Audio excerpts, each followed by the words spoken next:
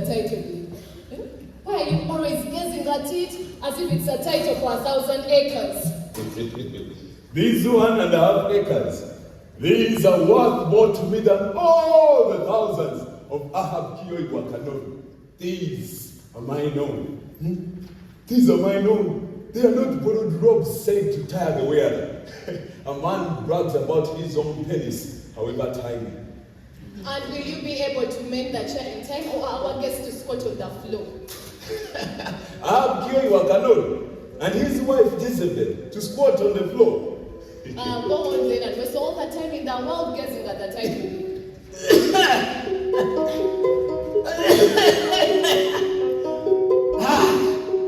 I shall marry the still alive.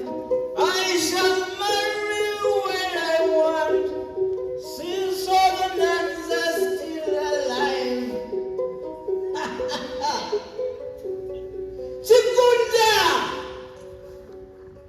son of Murima, why did you come out for a drink? Are you tied to your wife's petticoats? Or do you suckle her? Come out, we go, come out! Go away and drink that poisonous stuff from the pub. You wretch, has alcohol become milk?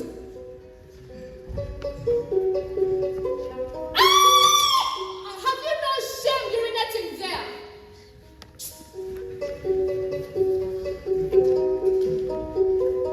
He has gone away, legs astride the wall, doing I don't know what with his arms. Has drinking become work, or have beer halls become churches? Was that not Commander Wamyuri? Leave him alone. And don't look down upon him. He was a good man, very good man. He became the way he now is only after he lost his job. He worked with the security company, and he was Kioi's night watchman. But one day, Kioi finds him dead asleep in the middle of the night. From that moment, Commander lost his job. Before the security company, he was an administrative policeman.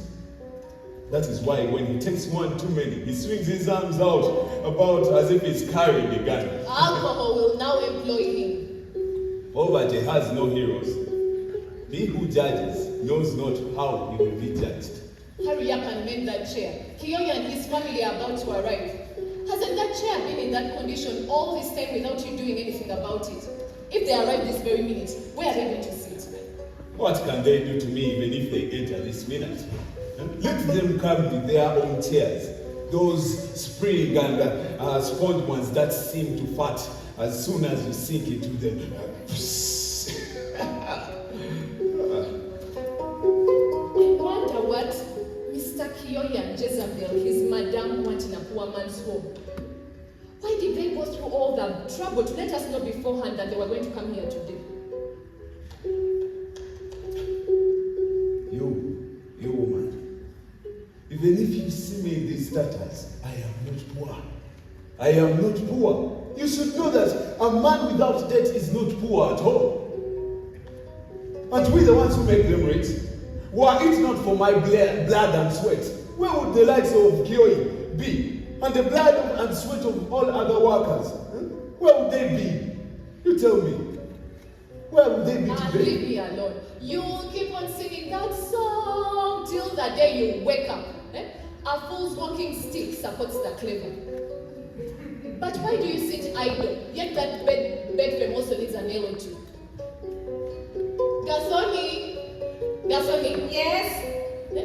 Can't you help me in peeling potatoes? Or in sorting out the rice? Or in looking after the fire instead of sitting there, legs stretched, plaiting your hair? Mother, you love complaining. Haven't I just swept the floor? And what is that bedding doing over there? Can't you put it somewhere else in the corner, or else take it outside so that the fleas can fly away? These tatters, are this what you call bedding? And this floor, is this what you call a bed? Why don't you get yourself a husband who will buy you school books? Mother, why are you insulting me? Is that why you refuse to send me to school? So that I may remain your slave and forever toil for you, picking tea and coffee for you only to pocket the wages. And all that only so that you can get money to take your son to school. Do you want me to remain under these ashes? And on top of all that injury, you have to abuse me night and day. Do you think I'll not get a husband? I'll be happy the day I leave this home. Hey, take the road. There is no girl, what's the name, who is contented with being an old maid in her mother's homestead. Sorry, I shall marry when I want. Nobody will force me into it. What? What did you say? I shall marry when I want. You dare talk back to me like that? Woo! Clansmen, come. Eh? You have started to insult me at your age. Why don't you wait when you have grown some teeth? You, let me warn you. If I was not expecting guests, I would teach you a lesson not to abuse your mother like that. Eh? Take these potato peelings and throw them out in the yard. Gathon, come in, come. If I ever see or hear that again, utaona cha mtema kuni. Do you think that we mind God to enable us to educate boys and girls? Go away. Now chunga mdomo wako. What's wrong with that child? She used not to be like this. It's all the modern children. They have no manners at all. No manners at all. In my time, we could not even sneeze in front of our parents. What they need is a whip to make them straighten up. No. When children get to that age, we can only watch them and hope for the best. When axes are kept in one basket, they must necessarily knock against each other. She'll marry soon and be out of sight. No maiden, what's the name, wants to get great hairs in her parents' home. There is no maiden who makes her home in her father's backyard. The modern girls marry. Or do they only go to the bars accompanied by men old enough to be their fathers? And the girls going up to them, sugar daddy, sugar daddy. Even for those who have gone to school up to secondary or up to the makerere grade of Cambridge, the song is still the same. Sugar daddy, sugar daddy.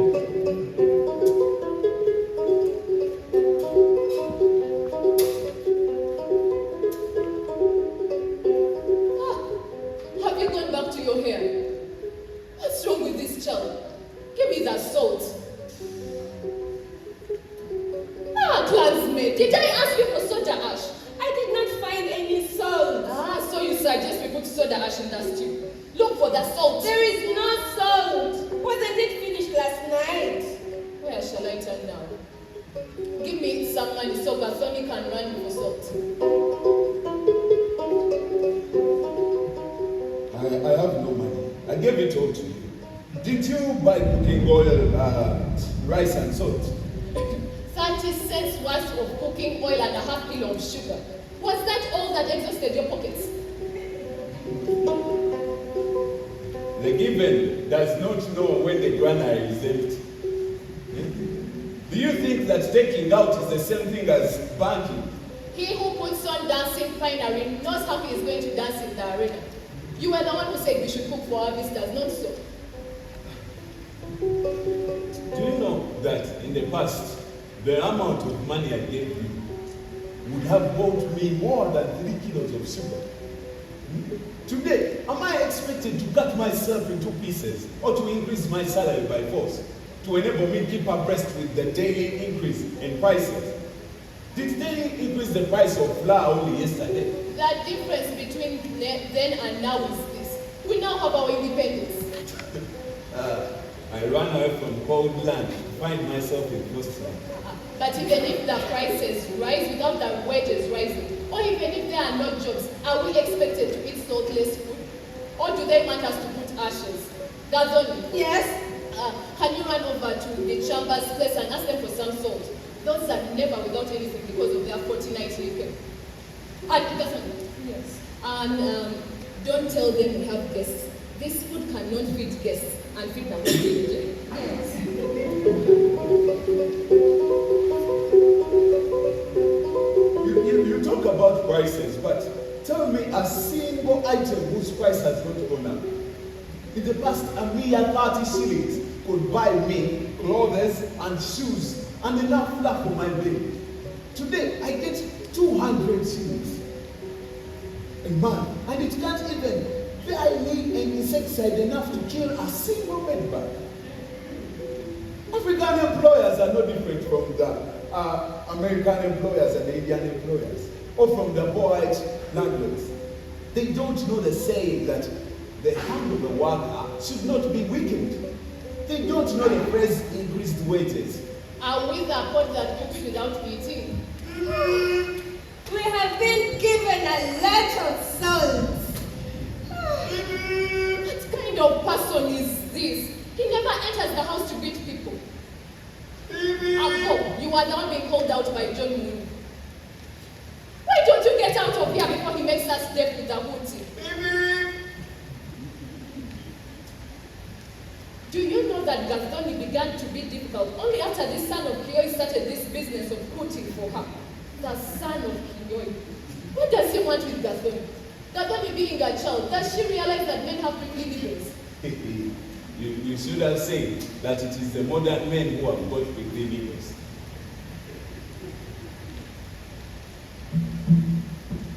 See, modern young men, you can never tell. You can never. Ask them to put on bell bottoms and to put on platform shoes. And then to whistles of hypocrisy. That is all they know. That is all they are able to do. But it has well been said that the father and the mother of a beautiful one have no ears. Could it be the reason why? Why what? His father and mother, Kenoi and Jezebel are visiting us. They have never before wanted to visit us. To visit, yes. To say what? It could be that You women, you are always thinking of marriage. why not? These are different times from ours. These days they sing that love knows no fear. In case you can't see them, in any case, can't you see your daughter is very beautiful? She looks exactly the same way I used to look, a perfect beauty. You, a perfect beauty. Yes.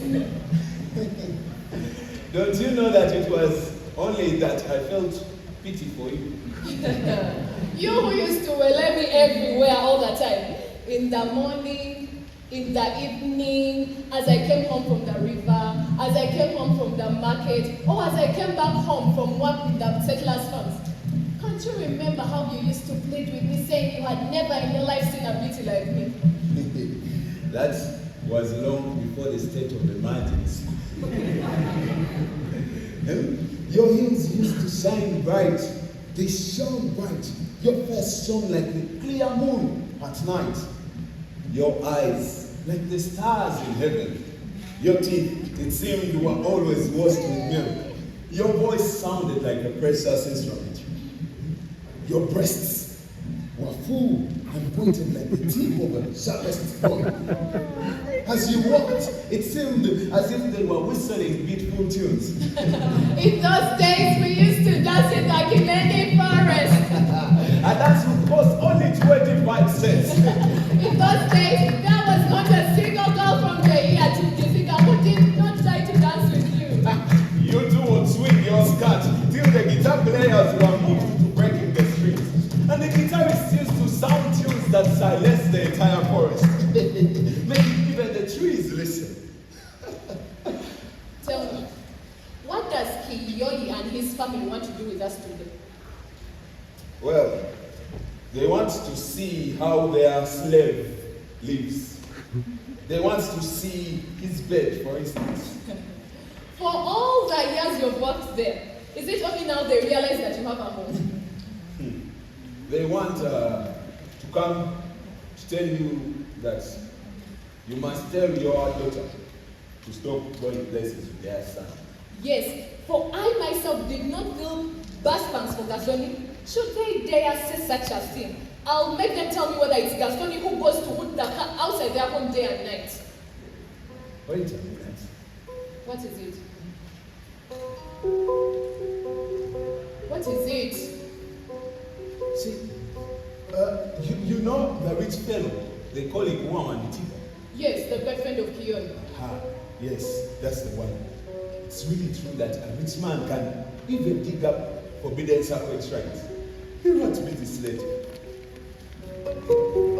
and told me that there is a company belonging to some foreigners from America, Germany, and from the other country, Japan, which wants to build a factory for manufacturing insecticides for killing animals. They want to buy my 1.5 acres. For they say that the plot is well situated in a dry flat plain and yet very near a railway line. Ikuwa Wanditika and Kioi Wakano are the local directors of the company. It is therefore possible that Kioi can stop to overlook the matter with me. Stop it there. Aren't they that read bedbugs, local watchmen for foreign robbers? When they see a poor man's property, their mouths water.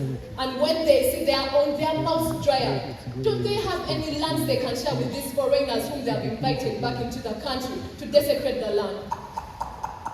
They have come and the food is not yet ready. So it's you. Yes. How are you? We are well. And give us what you have cooked. The food is still cooking. Karibu. Aren't you sitting down? Gathoni told me that you had visitors. And so I asked myself, who are these separate guests? Could they be whites from abroad? And you know whites have no favorite. Gathoni is too quick with her tongue.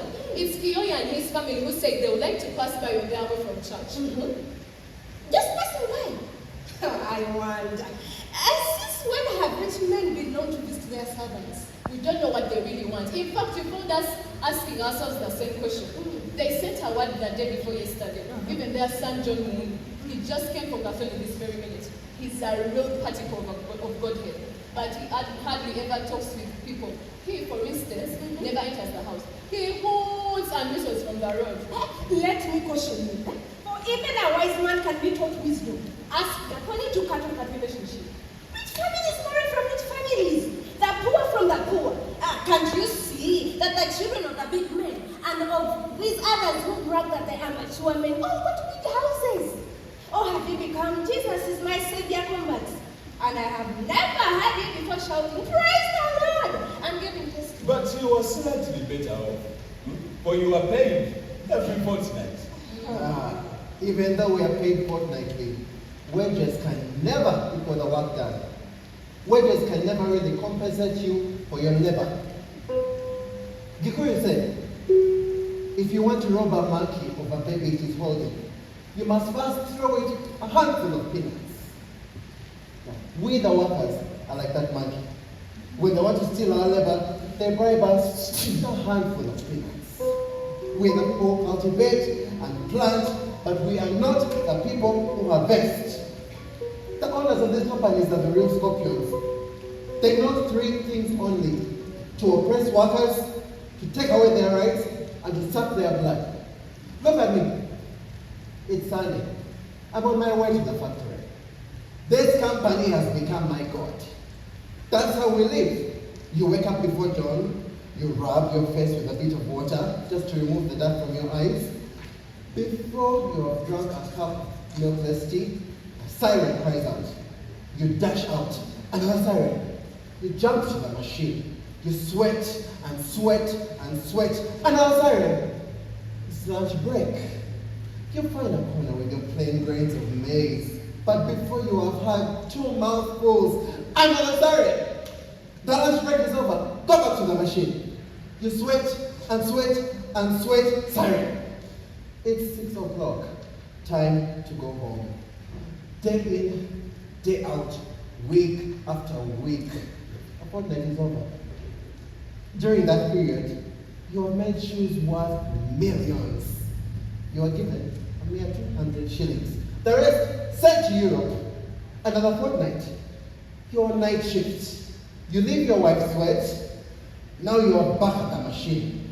You sweat and sweat and sweat. You sweat the whole night. In the morning, you go home. You are drunk with sleep. Your wife has already gone to the fields. You look for the food. Before you have swallowed 2 mouthfuls, you are dead asleep. You snore and snore. Oh, evening is here. You meet your wife, retaliate.